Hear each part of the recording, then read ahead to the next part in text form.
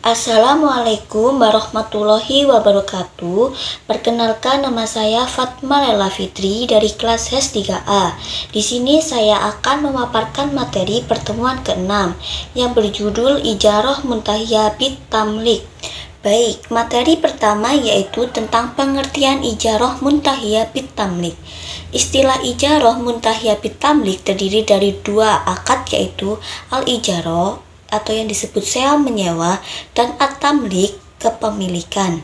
Ijarah muntahiyah bit tamlik adalah transaksi sewa dengan perjanjian untuk menjual atau menghibahkan objek sewa di akhir periode, sehingga transaksi ini diakhiri dengan kepemilikan objek sewa. Konsep yang ditawarkan dalam akad ini sejatinya adalah akad sewa yang diakhiri dengan perpindahan kepemilikan barang berdasarkan janji yang sudah disepakati sebelum akad dimulai. Pilihan menggunakan akad hibah biasanya diambil bila kemampuan finansial penyewa relatif lebih besar. Karena harga sewa yang dibayar relatif lebih besar, maka akumulatif harga sewa kami mencukupi harga barang dan margin bank. Dengan demikian, bank tinggal menghibahkan hal tersebut kepada nasabah. Selanjutnya yaitu rukun ijarah.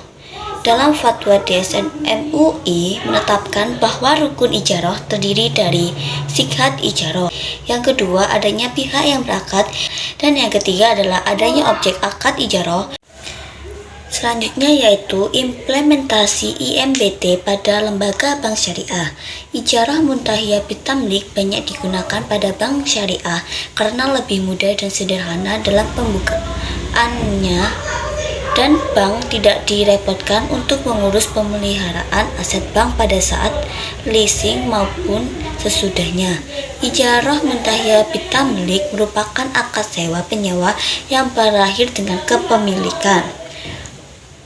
Menurut Wahbah Al-Zuhaili, akad ini dilakukan atas dasar dua akad yang terpisah. Yang pertama yaitu akad ijarah yang dilaksanakan secara penuh sesuai dengan ketentuan ijarah, dan yang kedua yaitu setelah ijarah berakhir kemudian dilakukan akad kepemilikan, yakni jual beli atau hibah.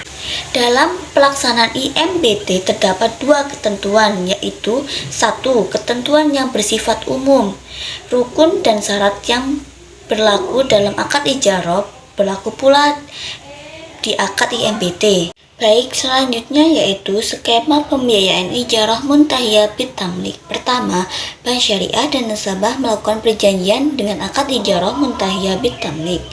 Kedua, bank syariah membeli objek sewa dari supplier.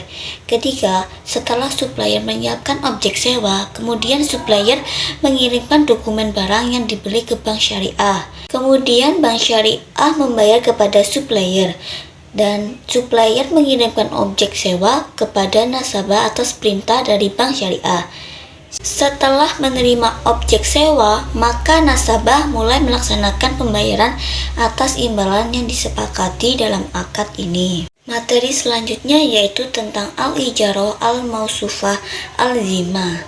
Pengertiannya yaitu akad ijarah al-mausufah fil azimah merupakan transaksi sewa menyewa atas barang maupun jasa, namun hanya dijelaskan kriteria, spesifikasi, ciri-ciri dan kualitas objek saja, tetapi barangnya belum ada.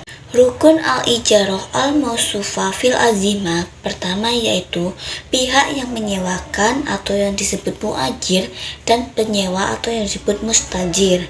Ketiga, sikat. Yang ketiga, objek ijarah.